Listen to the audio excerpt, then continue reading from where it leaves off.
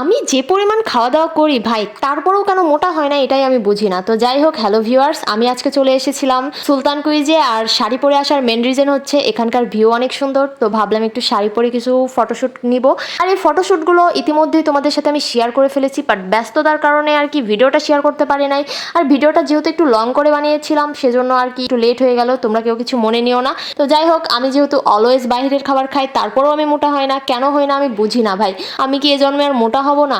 অবশ্য মোটা না হবাই ভালো, কেননা মোটা হলে না বয়স অনেক বেশি লাগে। আর আমি যেহেতু চিকন, আমার কেউ বয়স ধরতেই পারে না। সবাই মনে করে আমি টেনে পড়ি, কিন্তু না, আমি তো অনার্সে পড়ি। তো এটা অনেকেই জানে না। আর এদিকে রাতের অন্ধকারে আমাকে যে এত সুন্দর লাগছে, আমি নিজের উপর নিজেই ক্রাশ খেয়ে গেলাম। কিন্তু তোমরা দেখো, আমার ভিডিও দেখে কেউ ক্রাশ খাও না। এই দুঃখে আমি কই যাব বলো? এত কষ্ট করে ভয়েস দিয়ে, এত কষ্ট করে ভিডিওটা এডিট করে, আরো অনেক রকমের কথা মিলিয়ে মিলিয়ে ভিডিও এডিট করা লাগে। এগুলো যে কতটা পরিমাণ পেইনদায়ক, এটা যদি তোমরা বুঝতা, তাহলে আমার ভিডিওটা একদম মিলিয়ন হিট করাই দিতা। আর সুলতান কুইজে আমাকে শাড়ি পরে কেমন লাগছে, এটা কিন্তু তোমরা একদম জানাতে ভুলবে না। আমি জানি আমাকে ভালোই লাগছে, যেহেতু নিজের কাছে নিজেকে তো ভালোই লাগবে, তাই না বলো? তো যাই হোক, অল্প সময়ের মধ্যে অনেক কথাই বলে ফেললাম। তো আমার ভিডিওটাকে কোথায় থেকে দেখছো অবশ্যই কিন্তু কমেন্টে জানিয়ে দিও। তো আজকে ভিডিও এ পর্যন্তই। আল্লাহ হাফেজ।